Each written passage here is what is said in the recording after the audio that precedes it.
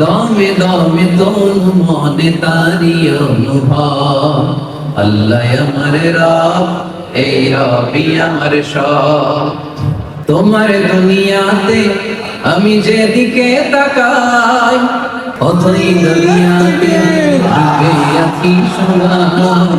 কথালির গানে শুনি তসবিহ করো রব, তসবিহ করো রব। পড়েন আল্লাহ আমার রব। তাহলে আমাদের রব একজন, চিল্লায় বলতে হবে তিনি কে?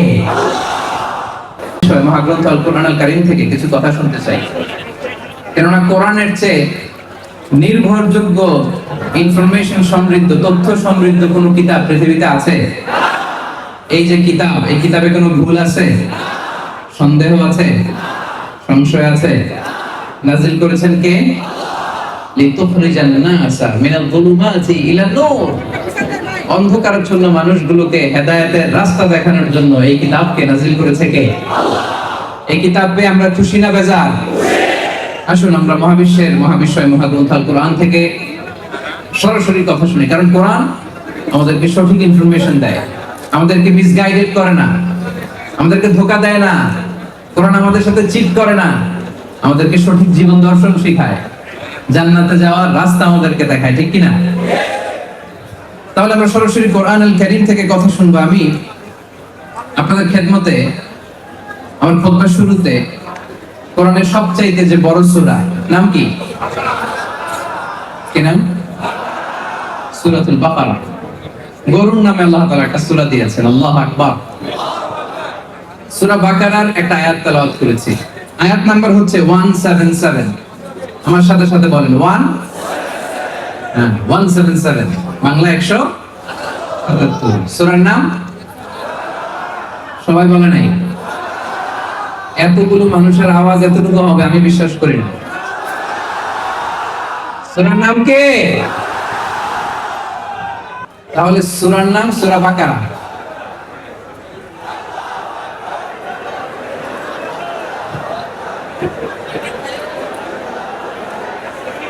এগুলো হৃদয়ের অনেক দিনের জমানো ভালোবাসা, ঠিক কিনা? ভালোবাসার বিস্ফোরণ যখন ঘটে এটারে থামানো যায়? থামানো যে যাচ্ছে না এটা তো আমি বুঝতেছি, থামিয়ে যে রাখা যাচ্ছে না। এই অগ্নি স্ফুলিঙ্গ, এই দাউ দাউ করে জ্বলে ওঠা আগুন সহজে দমানো যাবে না, চিল্লা করো, ঠিক কিনা? এটা দাউ দাউ করে জ্বলে, স্ফুলিঙ্গের মতো বিস্ফোরণ হয়, ওইটারে থামানো যায় না, ঠিক কিনা? এই ভালোবাসা একটা কিতাবের জন্য আওয়াজ করে বলতে হবে, সেটার নাম কোরআন। আমাদেরকে ঐক্যবদ্ধ করে, কোরআন আমাদেরকে জান্নাতের ভালোবাসা একত্রিত করে, ইউনাইটেড করে। সেজন্য আমরা কোরআন থেকে শুনবো। আমি বলেছি যে সূরা থেকে আলোচনা করব, সূরাটার নাম, আয়াত নাম্বার। এই সূরায় এত আয়াত থাকতে এই আয়াতটা কেন সিলেক্ট করলাম? এর কারণ এই একটা মাত্র আয়াত। মুফাসসিরিন ইকরাম বলেন আয়াতুন লাখাসাতিদ দীনা কুল্লাহ। এটা এমন এক আয়াত, এই একটা আয়াত পুরো ইসলাম ধর্মকে আয়াতের ভিতরে ঢুকায় ফেলছে। আই রিপিট, আমি আবারও বলছি, আয়াতুন লাখাসাতিদ দীনা কুল্লাহ। এটা এমন একটা আয়াত, এক আয়াত পুরো ইসলাম ধর্মকে আয়াতের ভিতরে নিয়ে আসছে। Just a single verse summarizes the entire religion. একটা মাত্র কোরআনিক ভার্স, একটা মাত্র আয়াত গোটা কোরআনের শিক্ষাকে, গোটা ইসলামকে নিয়ে আসছে। তো ওই আয়াত সম্পর্কে আমাদের জানার দরকার আছে না নেই? আপনাদের অনেক হিন্দু বন্ধু আছে না এখানে? তামিল বন্ধু, খ্রিস্টান বন্ধু আছে না? চাইনিজ বন্ধু? এই যে কাওয়ান বলেন আপনারা না? বন্ধুরে কি বলেন? হ্যাঁ, কাওয়ান। কাওয়ান। আমি আবার খুব বেশি শিখি নাই মালয়েশিয়ান ভাষা। এই সিকিট সিকিট সিকিট সিকিট লা। তো এই একেবারে যেগুলো না হলেই না এরকম কিছু শিখাই দিছে আমারে, তো এগুলো আমি পারি। আপনার যে হিন্দু বন্ধু, বৌদ্ধ বন্ধু, আপনার খ্রিস্টান বন্ধু, আপনার এথিয়েস্ট নাস্তিক বন্ধু, আপনার অ্যান্টাগনিস্ট সংশয়বাদী বন্ধুরা যদি বলে এই যে ইসলাম পালন করে, এটা আবার কি? ইসলাম সম্পর্কে কিছু বলো। অনেকে আমারে বলে যে হুজুর আমার হিন্দু বন্ধুটারে আমি কি বলবো, প্রথমে কি বলবো, ইসলাম কি? ইসলামের মৌলিক কথা কি? কোরআনে এত সূরা, এত আয়াত, তো আমি তারে কোনটা পড়তে বলবো? সে তো পড়বে না। এত বড় কিতাব, 114টা সূরা, 6636টা আয়াত, আমি কোনটা দিব? ওই সমস্ত বন্ধুদের জন্য এই আয়াত। Just a single verse summarizes the entire religion. একটা মাত্র কোরআনের আয়াত যেটা পুরো ইসলামকে সারাংশ করেছে। সুবহানাল্লাহ। সে আয়াতটার সম্পর্কে আমরা জানব। এই আয়াতে আল্লাহ তাআলা বলছেন, লাইসাল বিররা আন তুওয়াল্লু উজুহাকুম কিবালাল মাশরিকি ওয়াল মাগরিব। শুধু পূর্ব আর পশ্চিমের দিকে চেহারা ঘোরানোর নামই ঈমান নয়। শুধু পূর্ব দিকে মুখ করা আর পশ্চিম দিকে মুখ করার নামই পুণ্য বা নেক কাজ নয়। তো নেক কাজ কি? আল্লাহ বলে দিচ্ছেন নেক কাজ হচ্ছে ওয়ালাকিন্নাল বিররা মান আমানা বিল্লাহ। একটা মাত্র আয়াত, দেখেন কি বলছে আল্লাহ, আমানা বিল্লাহ। আসল ঈমান, আসল নেক কাজ হচ্ছে যে আল্লাহর উপর ঈমান আনে। দুই নাম্বার ওয়াল ইয়াউমিল আখির, যে আখিরাতের উপর ঈমান আনে। ওয়াল মালাইকা, যে ফেরেশতাদের প্রতি ঈমান আনে। ওয়াল কিতাব, যে আল্লাহর নাজিল করা কিতাবগুলোর উপর ঈমান আনে। ওয়ান নবিয়্যিন, আল্লাহর পাঠানো যত নবী আছে সব নবীদের উপর ঈমান আনে। সুবহানাল্লাহ পড়েন। তাহলে এই আয়াতের শুরুতে আল্লাহ পাঁচটা জিনিসের উপর ঈমান আনতে বলেন। কয়টা? একটু ক্লাসের মতো করে বুঝাই, রাজি আছেন তো? কষ্ট হচ্ছে না তো আপনাদের? ঈমান আনতে হবে কয়টা জিনিসের উপর? এরকম আমার মতো পাঁচটা আঙ্গুল দেখেন, আওয়াজ করে বলেন কয়টা? আরো জোরে কয়টা? পাঁচটা। এক নম্বরে আল্লাহর উপরে ঈমান। কার উপরে? দুই নাম্বার আখিরাতের উপরে। তিন নম্বরে ফেরেশতাদের উপরে। চার নম্বরে আল্লাহর পাঠানো কিতাবগুলোর উপরে। পাঁচ নম্বরে পৃথিবীতে যত নবী এসেছে তাদের উপরে। সুবহানাল্লাহ। তাহলে ঈমান কোন বিষয়ের উপর আনবো আল্লাহ বললেন। এরপর আল্লাহ বললেন তাহলে আমল করবা কি? শোনো, ঈমান শেষ, ঈমান যখন এনে ফেলেন এবার আমল।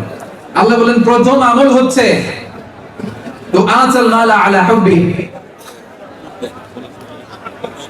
সম্পদের প্রতি অনেক আকর্ষণ থাকা সত্ত্বেও কষ্ট করে পকেট থেকে বের করে সাদাকা করা, চ্যারিটি করা, দান করা। দেখেন কর্মসূচির এক নাম্বার কর্মসূচি হচ্ছে দান করা, সাদাকা করা, চ্যারিটি করা।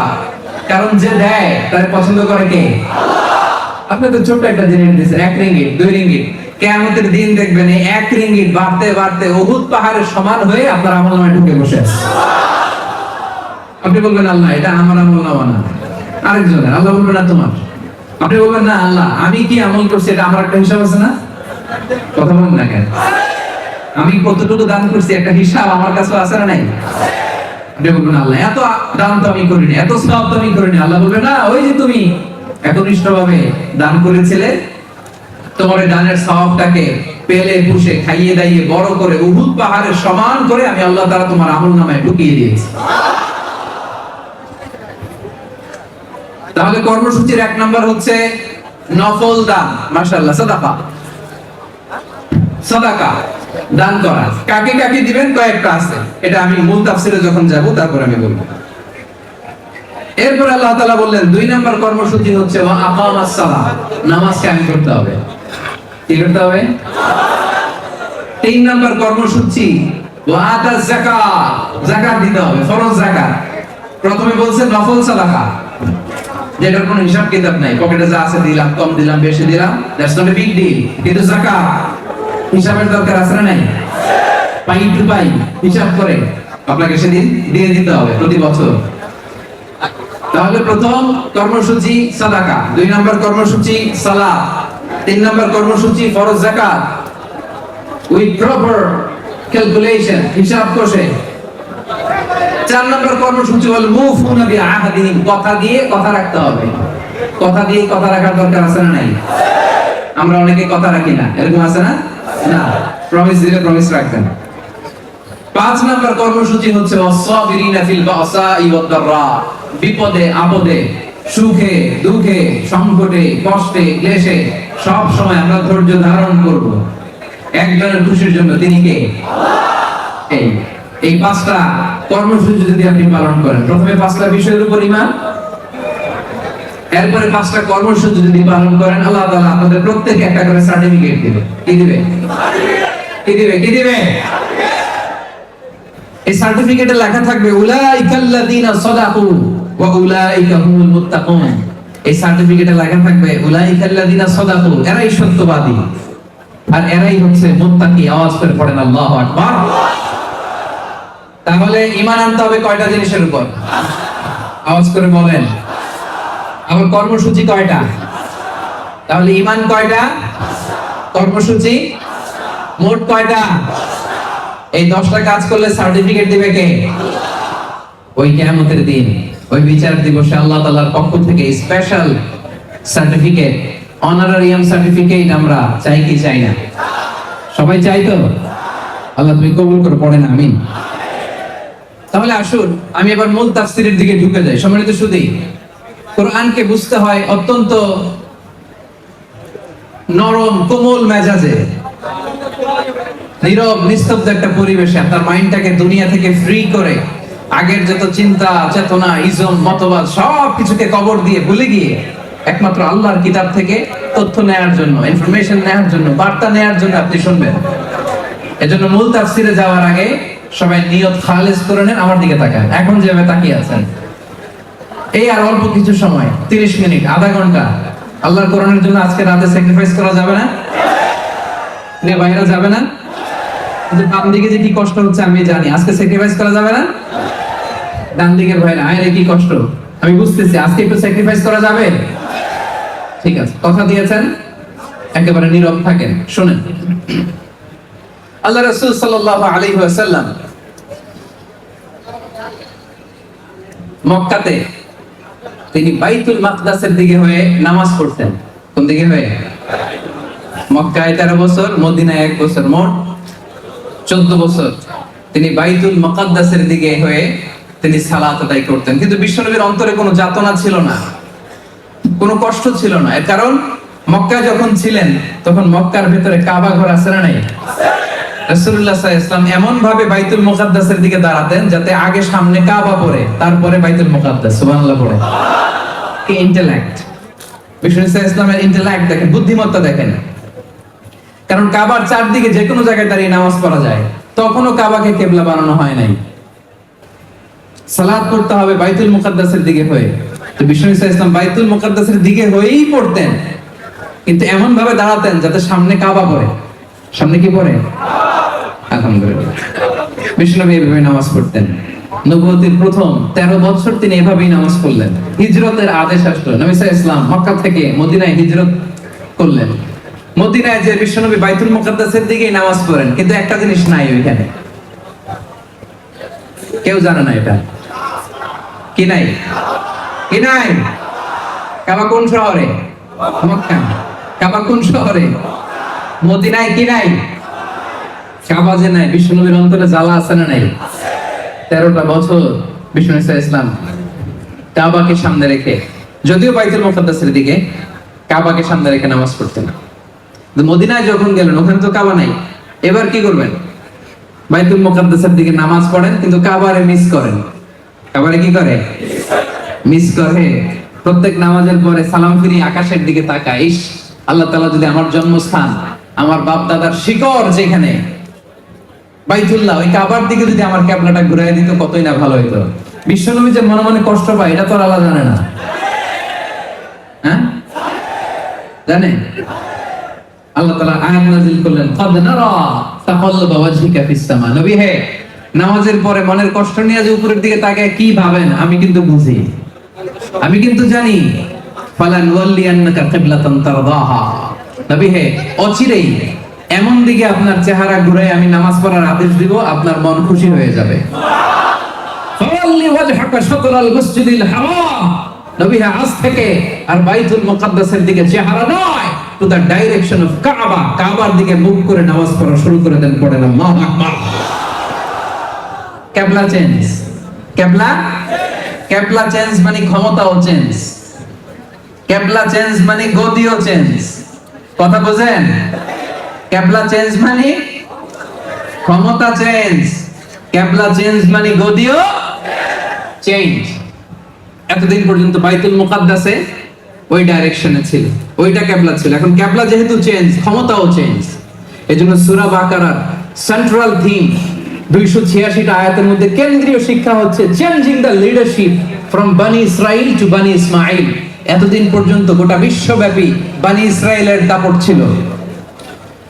মুসা আলাইহিস সালামের শরিয়ত ছিল, ঈসা আলাইহিস সালামের শরিয়ত ছিল, ইহুদ এবং নাসারাদের সম্মান ছিল, নেতৃত্ব ছিল।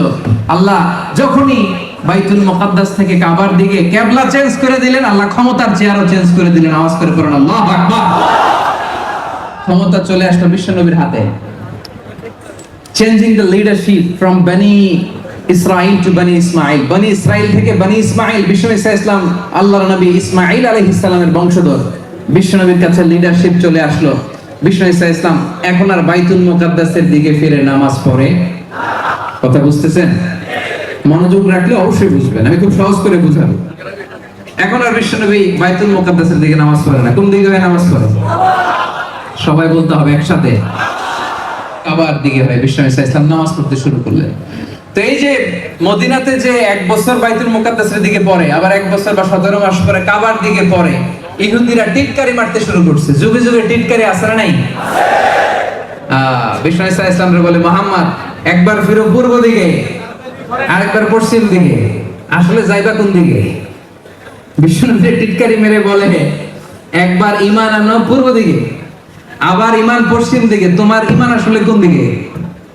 বিশ্বনবী ইসলামকে টিটকারি মারলেন। বিশ্বনবী ইসলামকে টিটকারি মারা আরশের উপর থেকে আল্লাহ পাক সহ্য করতে পারে? রব্বুল আলামিন সাথে সাথে আয়াত নাযিল করলেন, লাইসাল বিররা আন তুওয়াল্লু ওয়ুজুহাকুম কিবালাল মাশরিকি ওয়াল মাগরিবি ওয়ালাকিন্নাল বিররা মান আমানা বিল্লাহি ওয়াল ইয়াউমিল আখিরি ওয়াল মালাইকাতি ওয়াল কিতাবি ওয়ান নাবিয়্যিন। পড়েন সুবহানাল্লাহ। আল্লাহর নবী ইহুদিদেরকে জানিয়ে দিলেন, শোনো শোনো, পূর্ব আর পশ্চিম দিকে তাকিয়ে ইবাদত করার নাম ঈমান নয়। পূর্ব আর পশ্চিম দিকের মালিক কে? উত্তর দিকের মালিক কে? দক্ষিণ দিকের মালিক কে? উপরের দিকের মালিক কে? নিচের দিকের মালিক কে? গোটা জগৎটাই তো তার। চিল্লায় বলেন ঠিক কি না? লাইসাল বিররা আন তুওয়াল্লু ওয়ুজুহাকুম কিবালাল মাশরিকি ওয়াল মাগরিব। আল্লাহ তাআলা আয়াত নাযিল করলেন, বিষ্ণু বললেন পূর্ব দিকে পশ্চিম দিকে মুখ ঘোরানোর নাম ঈমান নয়। আজকে থেকে আল্লাহ তাআলা যদি বলে দক্ষিণ দিকে হয়ে নামাজ পড়বা, গোটা বিশ্বের যত মুসলমান আছে সব দক্ষিণ দিকে হয়ে নামাজ পড়বে। চিল্লায় বলেন ঠিক কি না? কারণ আল্লাহ তাআলা যেটা আদেশ করেন ওই আদেশ মানার নাম ইবাদত, পূর্ব দিকে মুখ করার নাম ইবাদত নয়। আল্লাহ তাআলার যে নির্দেশনা, এই নির্দেশনা মানার নাম হচ্ছে ইবাদত। পশ্চিম দিকে চেহারা ঘোরানোর নাম ঈমান নয়। চিল্লায় বলেন ঠিক কি না? এজন্য আল্লাহ তাআলা কোন জিনিস পালন করাকে ঈমান বলে, কোন কর্মসূচিতে নিজেদের নাম লেখালে মুমিন আর মুত্তাকি হওয়া যায়, সেটার একটা বর্ণনা সূরাতুল বাকারার 177 নম্বর আয়াতের মধ্যে বিস্তারিত দিয়ে দিলেন। পড়েন আল্লাহু আকবার। এজন্য রব্বুল আলামিন বলেন, শোনো শোনো, পূর্ব আর পশ্চিম দিকের দিকে তাকালে, চেহারা ঘোরালে পুণ্য পাওয়া যায় না, সওয়াব পাওয়া যায় না, নেক আমল হয় না।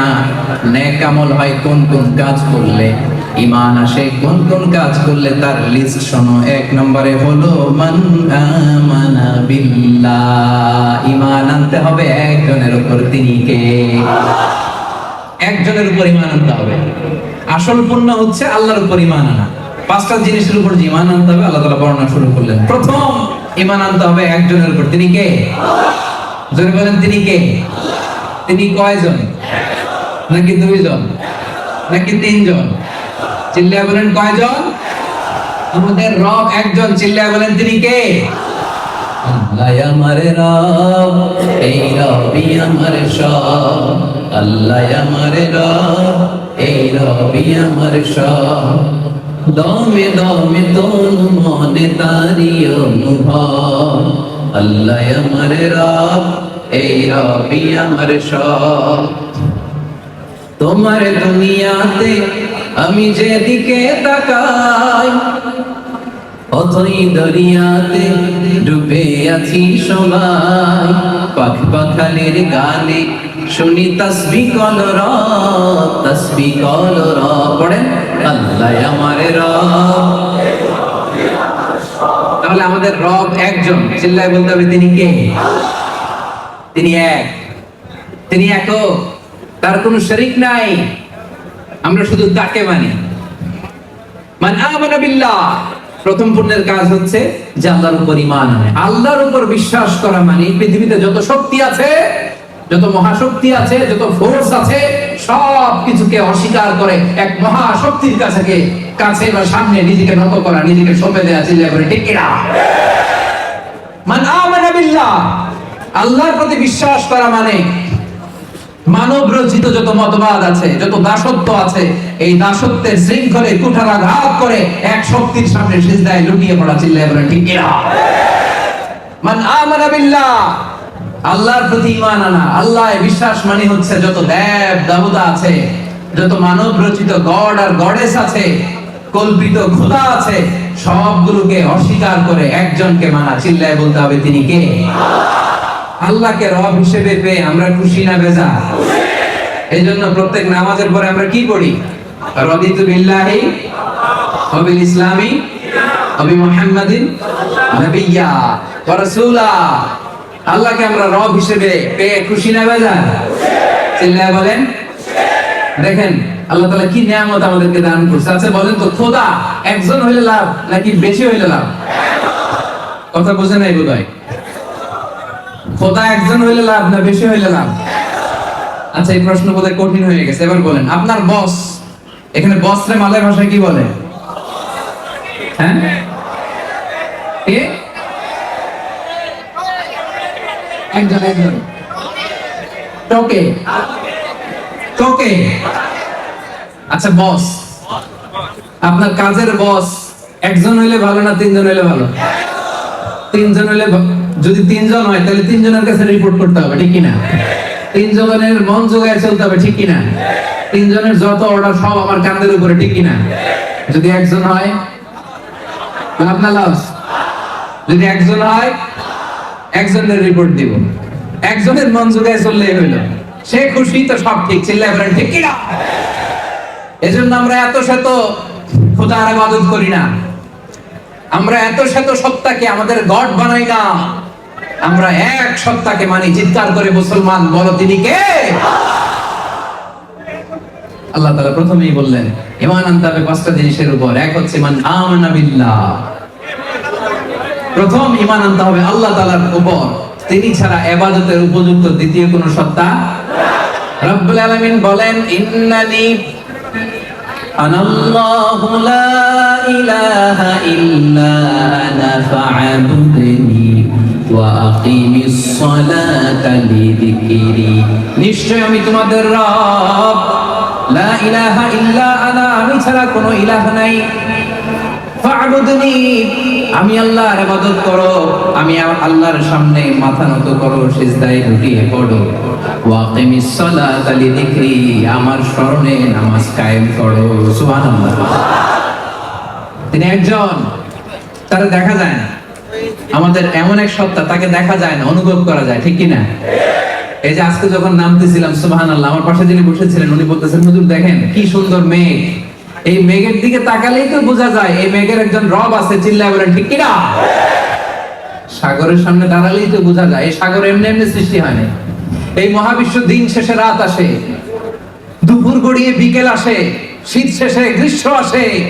এই যে ব্যালেন্স, এই যে ল অফ নেচার, এগুলো দেখলে বোঝা যায় এই মহাবিশ্বের একজন কন্ট্রোলার, একজন অধিপতি, একজন নিয়ন্ত্রক আছে না নেই? কথা বলেন। এটা বোঝার জন্য রকেট সায়েন্স জানা লাগে, ডক্টরেট ডিগ্রি করা লাগে, বিবেক থাকলেই বোঝা যায়। একটু বিবেক দিয়ে চিন্তা করলেই বোঝা যায় আল্লাহ হচ্ছেন একজন, তাকে দেখা যায় না কিন্তু তিনি সবাইকে দেখে, ঠিক কি না? লা তুদরিকুহুল আবসার, আল্লাহ বলে পৃথিবীর কোন চোখ আমারে দেখে না, কিন্তু আমি আল্লাহর চোখ সবাইকে দেখে। সুবহানাল্লাহ নাই? পৃথিবীর কোন চোখ আল্লাহ দেখে না, কিন্তু আল্লাহ তাআলা সবাইকে দেখে কি দেখে না?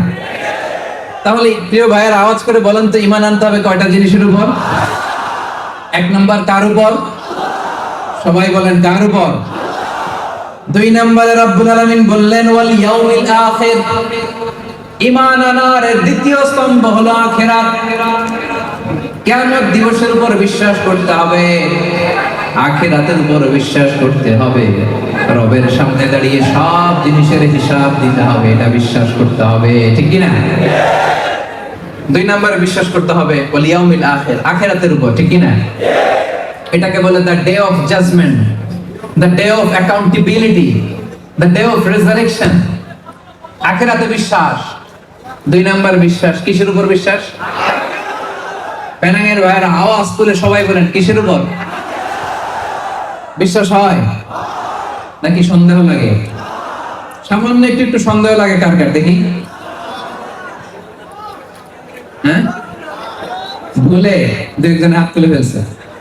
আসলে সন্দেহ নাই, আসলে সন্দেহ। প্রিয় ভাইয়েরা, এই দুনিয়াতে যত অপরাধ হয়, যত অন্যায় হয়, যত অপারেশনাল জুলুম হয়, তার মূল কারণ হচ্ছে আমরা আখিরাতকে বিশ্বাস করি না, ঠিক কি না? আল্লাহর সামনে যে আল্লাহর সুপ্রিম কোর্টের কাঠগড়ায় যে আমাকে দাঁড়াতে হবে, এই চিন্তাটাই আমাদের মাথায় নাই। চিল্লা এখন ঠিক কিনা? এই চিন্তা যদি কারো মাথায় থাকতো, সে স্ত্রীকে পিটাইতে পারতো, এতিম ছেলেরে মারতে পারতো, দেশের টাকা বিদেশে পাচার করতে পারতো, খাদ্যে ভেজাল দিতে পারতো, মাছে ফরমালিন দিতে পারতো, ওজনে কম দিতে পারতো, দুর্নীতি করতে পারতো। এজন্য আখিরাত আমাদের মনে আশা জাগে, আমরা মারা যাব, লা বাইর ওয়া ইন্না ইলা রাব্বিনা লামুনকালিবুন, আমরা আমাদের রবের দিকে ফিরে যাচ্ছি। যে রব সেদিন সবচেয়ে বড় বিচার বসাবে, তার সুপ্রিম কোর্টের কাঠগড়ায় সেদিন সেই দাজ্জালগুলো, সেই জালেমগুলো দাঁড়িয়ে থরথর করে কাঁপবে। সেই দৃশ্য দেখার আকাঙ্ক্ষায় আমরা আছি। চিল্লায়ে বলেন ঠিক কিনা? আমরা সেদিন দেখব।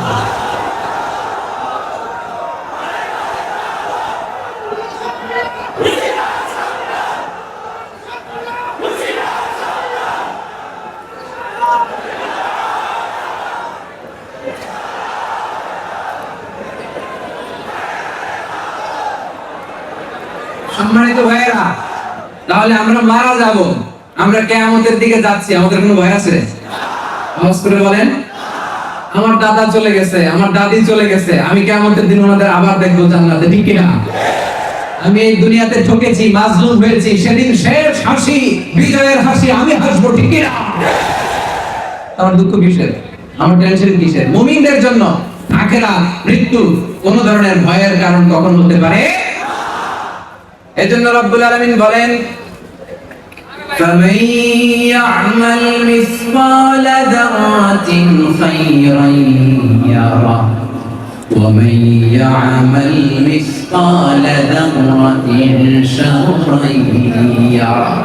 যারা পরিমাণ ভালো কাজ করেছো, যারা পরিমাণ নেক কাজ করেছো, ভালো কাজ করেছো, সেটাও যেমনি তুমি আমলনামার মধ্যে দেখবা। যারা পরিমাণ খারাপ কাজ করেছো, সেটাও সেদিন আমলনামায় ঢুকিয়ে দিবে কে?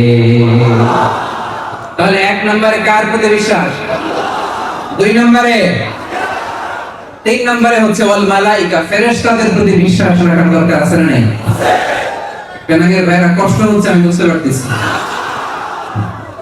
ওয়াল মালাইকা, 3 নম্বরে বিশ্বাস আনতে হবে কার প্রতি? ফেরেশতাদের প্রতি। আমার পেনাঙের নওজোয়ান ভাইয়েরা আওয়াজ করে বলো, কাদের প্রতি? ফেরেশতাদের প্রতি। এবার বলুন, ফেরেশতারা মেয়ে না ছেলে?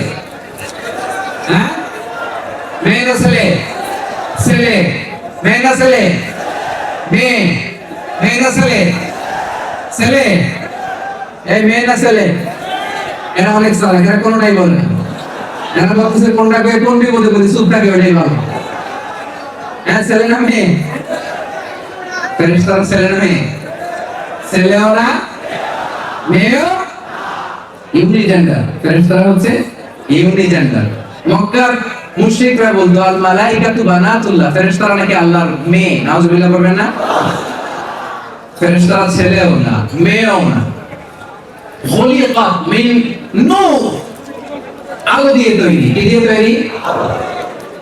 জিনেরা আগুন দিয়ে তৈরি। কি দিয়ে তৈরি? আমরা মানুষ কি দিয়ে তৈরি? কি দিয়ে?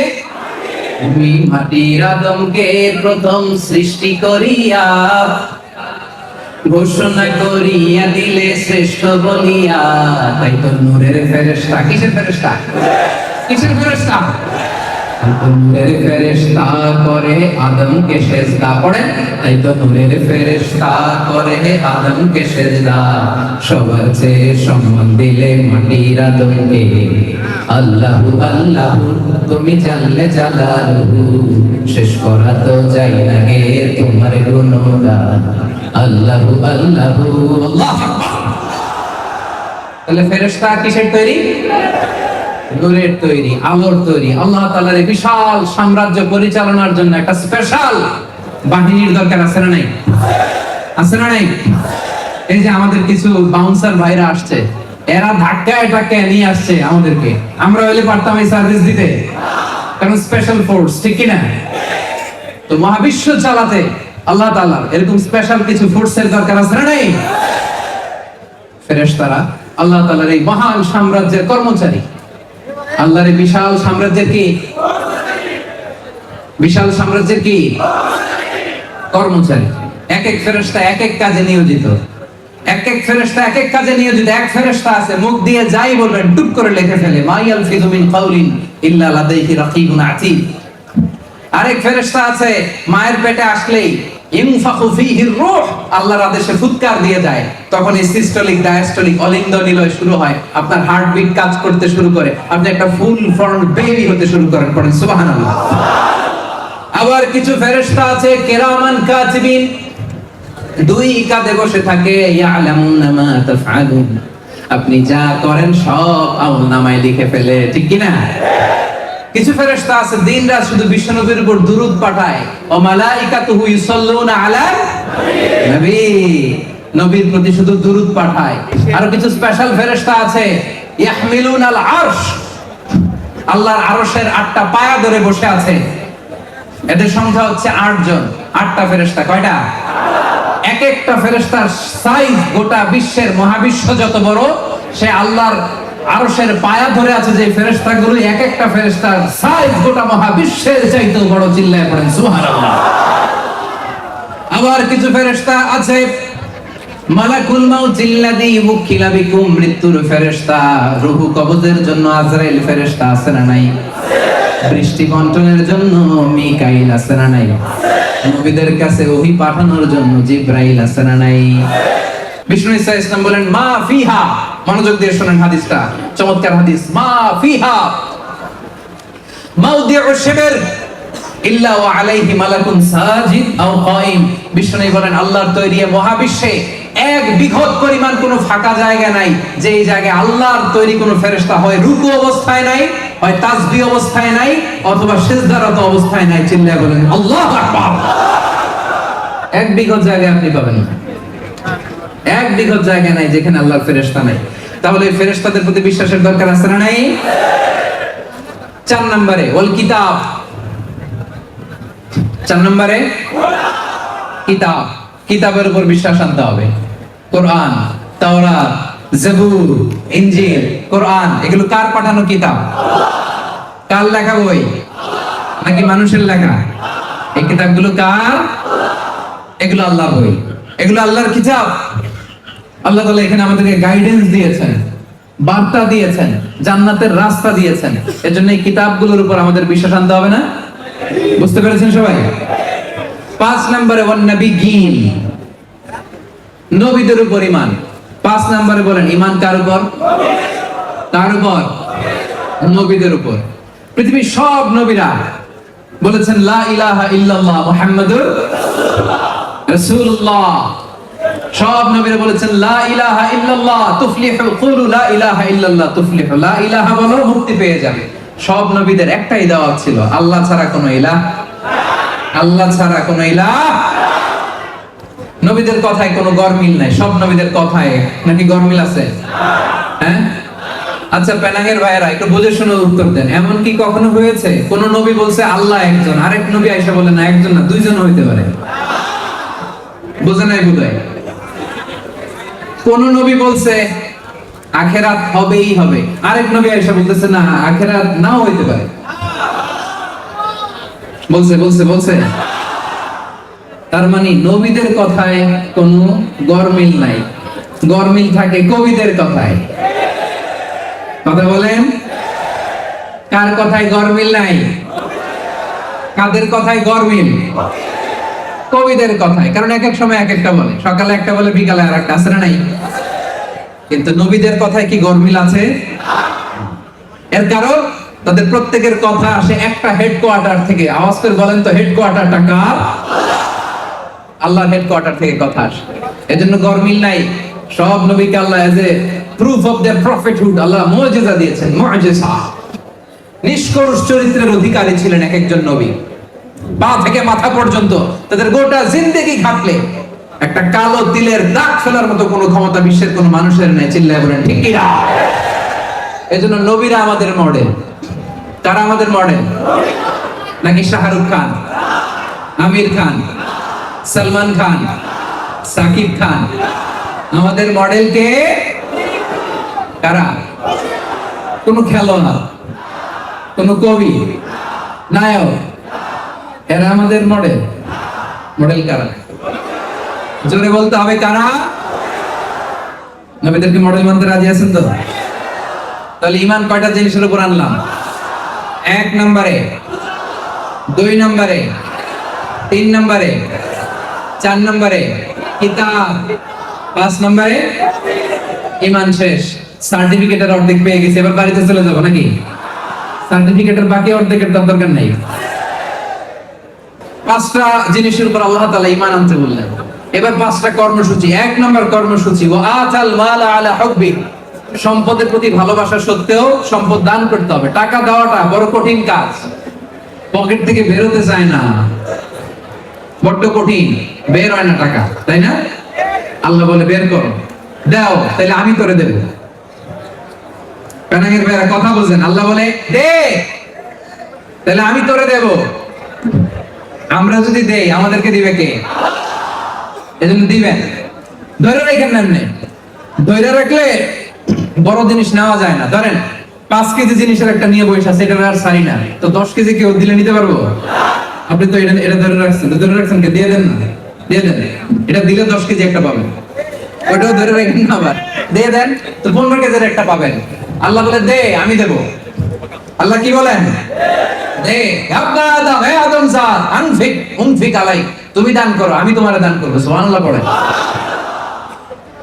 এইজন্য দান করতে হবে বেশি বেশি। কাদেরকে দিব? যাবিল কুরবা, নিকটাত্মীয়দেরকে প্রথমে দিবেন। নিকটাত্মীয়দের মধ্যে যদি কেউ গরিব থাকে, দিবেন, খোঁজ খবর নেবেন। কারণ এমনি মিসকিনদেরকে দিলে 1 সওয়াব, আত্মীয় গরিবদের দিলে 2 সওয়াব। এক হচ্ছে দান করার সওয়াব, 2 হচ্ছে আত্মীয়তার বন্ধন যে আপনি অটুট রেখেছেন ওইটার সওয়াব। সুবহানাল্লাহ পড়েন। ইন্না সাদাকাতা আলাল মিসকিনি সাদাকা ওয়া আলা যির রাহিমি ইসনাতান সাদাকাতুন ওয়াসিলা। গরিবরে দিলে 1 সওয়াব, আত্মীয়রে দিলে 2 সওয়াব। গরিবরে দিলে শুধু দানের সওয়াব, আত্মীয়কে দিলে দানেরও সওয়াব, আবার আত্মীয়তার বন্ধন অটুট রাখার সওয়াব। আওয়াজ করে পড়েন সুবহানাল্লাহ। 2 নম্বরে বল ইয়াতামা, এতিমদেরকে দিবেন। বাপ নাই, মা নাই, এরকম মাসুম বাচ্চা আছে না নাই? এদেরকে দিবেন। বিশ্বনবী কি বলেন দেখেন, আমার আঙ্গুলের দিকে একটু তাকান, এই আঙ্গুলের দিকে দেখতেছেন? আপনাদের আঙ্গুল না, আমার আঙ্গুলের দিকে তাকান। বিশ্বনবী এইভাবে সাহাবীদেরকে আঙ্গুল দেখায় বললেন, আনা ওয়া কাফিলুল ইয়াতিমি ফিল জান্নাতি কাহাতাইন। আই রিপিট, পেনাঙ্গের ভাইয়ের আমি আবারও বলছি, তিনি 2 আঙ্গুল দেখায় বললেন, আনা ওয়া কাফিলুল জান্নাতি ওয়া কাফিলুল ইয়াতিমি ফি জান্নাতি হাতাইন। অর্থাৎ আমি আর এতিমের রক্ষণাবেক্ষণকারী জান্নাতে এইভাবে একসাথে থাকবো। এই আঙ্গুল থেকে এই আঙ্গুলের তো দূরত্ব অনেক, প্রায় 1 কিলোমিটার হবে না? হ্যাঁ, কতটুকু দূরত্ব? কত দূর? এতিমের দেখাশোনা যারা করবে, বিশ্বনবী তাদের ঠিক এইভাবে কাছে থাকবেন। চিৎকার করে পড়েন সুবহানাল্লাহ। এক সাহাবী এসে বলেন, নবী আমার চোখ দিয়ে পানি নামে না, অন্তর নরম হয় না, আমার অন্তরটা বড় শক্ত, আমি কি করব আপনি আমারে বলে দেন। বিশ্বনবী বললেন, ইরহামিল ইয়াতীম, এতিমকে দয়া করো। ওয়ামসা রাসাহু, এতিমের মাথায় একটু হাত বুলিয়ে দাও। ওয়া আত'ইম মিন তুআমিক, তোমার খাবার থেকে এতিমের সাথে খাবার শেয়ার করো। তালিন কলবুক, তোমার অন্তর নরম হবে। তুদরিক হাজাতাক, তোমার আশাও পূরণ হবে। পড়েন সুবহানাল্লাহ। এতিমের মাথায় হাত বুলিয়ে দিন। এতিমখানায় যায়া ওদেরকে তো খাওয়াবেন, ওদের সাথে বসে একটু খাইয়েন। বিষ্ণু বললেন তাহলে তোমার অন্তর নরম হবে, তোমার আশা পূরণ হবে। সুবহানাল্লাহ। আর কাকে দিবেন? মিসকিনকে দিবেন, ওয়াবনাস সাবিল, পথিকদেরকে দিবেন, ওয়াসাইলিন, ফরিয়াদীদেরকে দিবেন। ইন জেনারেল, এবার আল্লাহ বলছে ইন জেনারেল, যে চাই দিবা, যে চাই দিবা। বিশ্বনবীর কাছে চাইলে না দিব না, এটা বিশ্বনবী বলতে পারতেন? শুনতেছেন কথা? একবার বিশ্বনবীর একটা জামা, কয়টা জামা? একজন এসে বললে, ইয়া রাসূলুল্লাহ আ'তিনি কামিসান, আপনি আমার একটা জামা দেন। বিশ্বনবীর গায়ে জামা কয়টা? ওইটাই দিয়ে দিলেন, ওইটাই দিয়ে দিলেন। দিয়ে এখন বাসায় বসে আছে, সাহাবারা আসতেছে, বেরোতে পারে না, কারণ জামা নাই তো। এবার আল্লাহ আয়াত নাযিল করলেন, ওয়াল্লাযীনা ইযা আনফাকু লাম ইউসরিফু ওয়া লাম ইয়াকতুরু ওয়া কানা বাইনা যালিকা কাওয়ামা। বিশ্বাসীদের বৈশিষ্ট্য হবে তারা যখন দান করবে একেবারে সব দিয়ে দিবেন, আবার কিপটামিও করবে না, মাঝামাঝি। মানে নবীরে বুঝাইতে চাইলেন, নবী জামা যদি দুইটা থাকতো তো একটা দিতেন, ছিল কয়টা? এখন আপনি করবেন কি? সুবহানাল্লাহ পড়েন। কি রহমতের নবী, কি দয়ার নবী, ঠিক কি না? তোমাকে ভুলি আমি কেমন করে হে রাসূল, তোমাকে ভুলি আমি কেমন করে, হাজার ব্যথা বেদনার পরে ফিরে আসনি তুমি আপন ঘরে, দিনের আলো তুমি ছড়িয়ে দিতে চলে গেলে মদিনায় মক্কা ছেড়ে হে রাসূল, তোমাকে ভুলি আমি কেমন করে হে রাসূল, তোমাকে ভুলি আমি কেমন করে। আল্লাহু আকবার। এই মায়ার নবীকে, এই দয়ার নবীকে ভুলে থাকা সম্ভব? জোরে বলেন না, সম্ভব? এত দয়ালু ছিলেন। ওয়াসাইলিন, যেই চায় তাকে দিতে হবে। ওয়াফির রিকাব, দাস মুক্তির কাজে দান করতে হবে। এখন তো দাস নাই, তো কোথায় দান করবেন? এই যে জেলে বন্দী, মাজলুম হয়ে যারা জেলে বন্দী, এদের মুক্তির জন্য দানের দরকার আছে না নাই? সূরা বাকারা 177 নম্বর আয়াতে স্পেসিফিকলি এটা উল্লেখ করে দিয়েছেন কে? প্রিজনার, অন্যায়ভাবে কাউরে জেলে ভরে রাখছেন, এরকম আছে না? ভাই বেরাদর, আত্মীয় স্বজন, বন্ধু, যাদেরকে এভাবে মাজলুম ভাবে জেলে ভরে রাখা হয়েছে, আল্লাহ তাআলা বলেন ওয়াফির রিকাব, দাস মুক্তি বা জেল বন্দী, কারাগারে রুদ্ধ এরকম মাজলুম, অন্যায়ভাবে তাকে বন্দী করা হয়েছে, তার আইনজীবীর জন্য, তাকে একটু সাপোর্ট করার জন্য তোমরা দান করো। আয়াত নাযিল করলেন কে? তাহলে এক নম্বর কর্মসূচি জানলাম, দান করা। প্রথমে ঈমান আনতে হবে কয়টা জিনিসের উপর? তারপর আমলের কর্মসূচি এক নম্বর কি ছিল? দান করা। 2 নাম্বার ওয়া আকামাস সালাত, সালাত কায়েম করো। কি করো? 5 ওয়াক্ত সালাত জামাতের সাথে আদায় করার চেষ্টা করতে হবে। রাজি আছেন না নাই? জামাতে যদি পড়তে নাও পারি, একা একা সালাতটা অন টাইম আদায় করে নিতে হবে। রাজি আছেন না নাই? ইন্নাস সালাতা কানাত আলাল মুমিনিনা কিতাবাম মাওকুতা, সুনির্দিষ্ট সময়ে সালাতটা আদায় করতে হবে।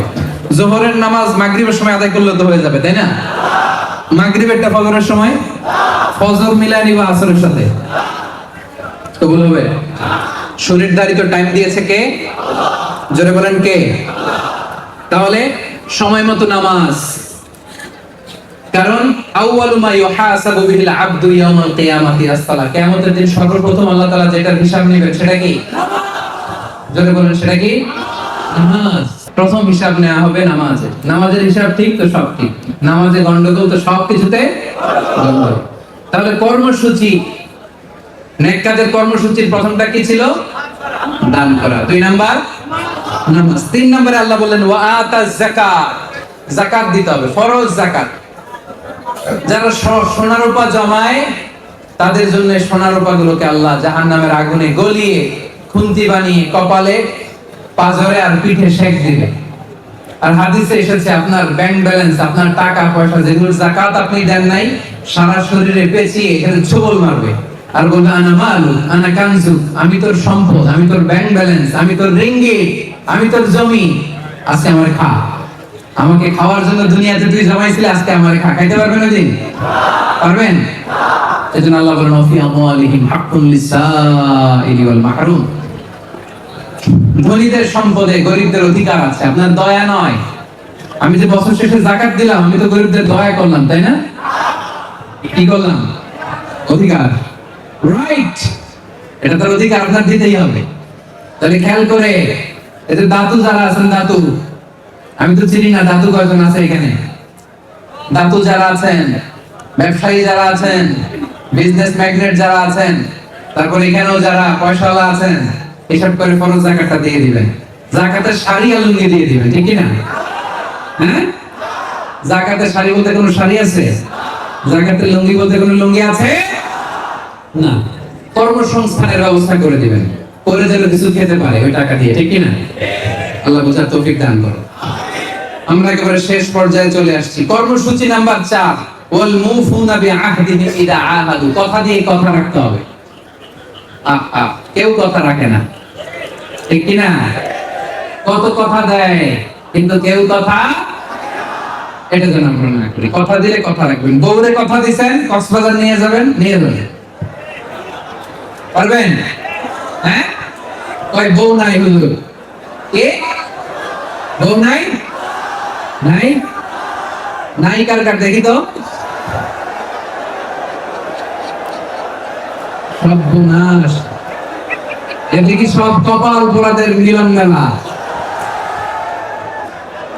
আল্লাহ তাআলা আমার প্রিয় ভাইদেরকে আবেদা, সালেহা, কানিতা, মুতিয়া, জামিলা, নেককার, রূপবতী, আনুগত্যশীলা জীবন সঙ্গীনের ব্যবস্থা করে দিও, পড়েন আমিন। আমিনের সাউন্ড শুনছেন কত বড়? মানে নিজের পক্ষে আসলেই তখন অ্যাক্টিভ। আল্লাহ তাআলা আমাদের অবিবাহিত ভাই যারা আছেন তাদেরকে নেককার জীবন সঙ্গীনের ব্যবস্থা করে দিন, পড়ি আমিন। সম্মানিত সুধী, বউকে কথা দিলে, কথা দিলে, কথা দিলে, সন্তানকে কথা দিলে কথা রাখতে হবে। বন্ধুকে কথা দিলে, আল্লাহ বলে ওয়াআউফু বিল আহদি ইন্নাল আহদা কানা মাসউলা। ইয়ানি ওয়াদা, তুমি যদি কাউরে ওয়াদ দাও, প্রমিস দাও, প্রমিস রাখতে হবে। এটা মুমিনের বৈশিষ্ট্য, ঠিক কি না? ওয়াল্লাযীনা হুম লিআমানাতিহিম ওয়া আহদিহিম রাউন। বিশ্বাসীরা আমানতেরও খেয়ানত করে না, কথা দিল কথার ব্যত্যয় উল্টাপাল্টা করে। নবীদের মধ্যে নবী ইসমাঈল আলাইহিস সালাম, তিনি ওয়াদা দিলে ওয়াদা রাখতেন। কথা শুনতেছেন তো আপনারা? নবীদের মধ্যে কোন নবী বেশি কথা দিয়ে কথা রাখতেন? সবাই বলেন, ইসমাঈল আলাইহিস সালাম। একদিন আসরের নামাজের পর বা বিকেল বেলার ইবাদতের পর এক লোক এসে বলল, ইয়া নবী আল্লাহ ইসমাঈল, আপনার সাথে একটা জরুরি কথা আছে। আগামীকাল বিকেলে আসরের পরে কি আমার একটু অ্যাপয়েন্টমেন্ট দেওয়া যায়, সময় দেওয়া যায়? নবী ইসমাঈল আলাইহিস সালাম বলেন, ঠিক আছে যাও, আগামীকাল বিকেলে আসরের নামাজের পরে তোমার অ্যাপয়েন্টমেন্ট দিলাম। আল্লাহ নবী ইসমাঈল আলাইহিস সালাম আসরের নামাজের পরে একটা গাছের নিচে যে, কারণ ওই জায়গাটা বলা হয়েছিল যে এইখানে আসতে হবে, নবী ইসমাঈল আলাইহিস সালাম যে হাজির, কিন্তু ওই লোক আসে নাই। আসছে কে? এই যে ঘুমাইতেছে বোধহয়। আসছে কে? ইসমাঈল আলাইহিস সালাম। আসে নাই কে? ওই লোকটা আসে নাই। তো নবী ইসমাঈল আলাইহিস সালাম ভাবছেন আজকে হয়তো ব্যস্ত ছিল, কোনো ঝামেলা হয়েছে, আজকে আসে নাই, কালকে আসবে, কালকে আসবে, ভুলে গেছে। আল্লাহ নবী ইসমাঈল আলাইহিস সালাম তার পরের দিন ওই জায়গায় যে আবার হাজির হলেন, যে লোকটার তো ওয়াদা দিয়েছিলাম কি যেন বলবে, দেখি আজকে আসে কিনা। ওই দিনও ওই লোক আসে না। নবী ইসমাঈল আলাইহিস সালাম ভাবলেন যে হয়তো ভুল হইতে পারে, ভুলে গেছে, দেখি এর পরের দিন, এর পরের দিনও নবী ইসমাঈল আলাইহিস সালাম আসলেন, ওই লোক আসে না। এর পরের সপ্তাহ, এভাবে একদিন, 2 দিন, 10 দিন, 20 দিন নয়, কোন কোন তাফসীরে এসেছে টানা 30 দিন যাবিহুল্লাহ আল্লাহর নবী ইসমাঈল আলাইহিস সালাম ওই লোকটার জন্য এই গাছের নিচে বিকেল বেলা অপেক্ষা করেছেন। পড়ে সুবহানাল্লাহ। কারণ মুমিনের কথার দাম আছে না নাই? কথার দাম আছে না নাই? আমার জীবন যাবে কিন্তু আমার কথার নড়চড় হবে না। ওয়াল মুফুনা বিআহদিহিম ইযা আহাদু। যারা কথা দিয়ে কথা রাখে, কথার কোনো ব্যত্যয় করে না। কয়টা গেল? 4টা। 4টা কর্মসূচি গেল। 1 নাম্বার কি ছিল? দান করা। 2 নাম্বার নামাজ। 3 নাম্বার যাকাত। 4 নাম্বার কথা দিয়ে দিস ইজ ইসলাম। প্রিয় ভাই, এটাই ইসলাম। আপনি তাহাজ্জুদ করেন কিনা, কপালে দাগ ফলাইছেন কিনা, কি করছেন কিনা, এগুলো আপনার হিন্দু বন্ধু দেখবে না। আপনার হিন্দু বন্ধু দেখে ওর কথা ঠিক আছে কিনা। কথা বলেন। এখানে আপনি কথা বলছেন একটা, করছেন আরেকটা, ওরা আপনার সম্মান করবে? ওরা আপনার ইসলামকে স্যালুট দিবে? ওরা আপনার শাহাদা পালন করবে, শাহাদা বাক্য পাঠ করবে? না, করবে না। কিন্তু কথা দিয়ে যদি কথা রাখেন, বলবে না মুসলমানরা কথা দিলে কখনো কথার ব্যত্যয় হয়। অনেক দামি জিনিস। তাহলে চারটা শেষ। সম্মানিত ভাইরা, সর্বশেষ কর্মসূচি ওয়াসসাবিরিনা ফিল বাসাই ওয়াদ-দাররা, বিপদে আপদে যারা ধৈর্য ধারণ করে। কি করে? সবাই বলেন কি করে? ধৈর্য ধারণ করার শক্তি দাও গো মেহেরবান, আমায় দাও গো মেহেরবান। পড়েন না আপনারা? পারেন না? পড়েন। ধৈর্য ধারণ করার শক্তি দাও গো মেহেরবান, আমায় দাও গো মেহেরবান। সবাই বলবেন একসাথে, ধৈর্য ধারণ করার শক্তি দাও গো মেহেরবান, আমায় দাও গো মেহেরবান। এটা কিন্তু দোয়া হয়ে যেতেছে, ঠিক কি না? এটা একটা দোয়া না? এটা আল্লাহর কাছে আমাদের চাওয়া না? তো মুখ বুজে বসে আছেন কেন? সবাই পড়েন। ধৈর্য ধারণ করার শক্তি দাও গো মেহেরবান, আমায় দাও গো মেহেরবান।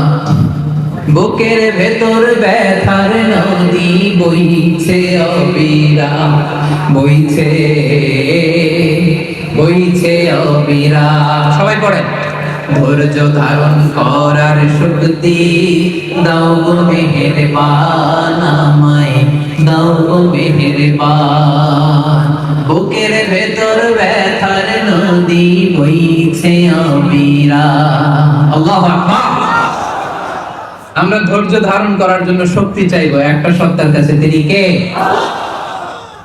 বিশ্বনবীকে আল্লাহ তাআলা বললেন ওয়াসবির সাবরান জামিলা ওয়াসবির আলা মা ইয়াকুলুন ওয়াহজুরহুম হাজরান জামিলা। নবী হে, আপনি ধৈর্য ধারণ করেন। ওরা আপনাকে অনেক কথা বলবে। ওরা অনেক কথা বলতো বিশ্বনবীকে। ওরা অনেকে বিশ্বনবীর কবি বলে গালি দিত। কি বলে? কেউ গণক বলে গালি দিত। কি বলে? কেউ বলতো কবি, কেউ বলতো গণক, কেউ বলতো জাদুকর। নাউজুবিল্লাহ পড়বেন না? এখন এরকম গালি যারা ইসলামপন্থী তাদের জন্য আছে না নাই? এখন গালি দেয় কাঠমোল্লা, আছে না নাই? এখন গালি দেয় মৌলবাদী, আছে না নাই?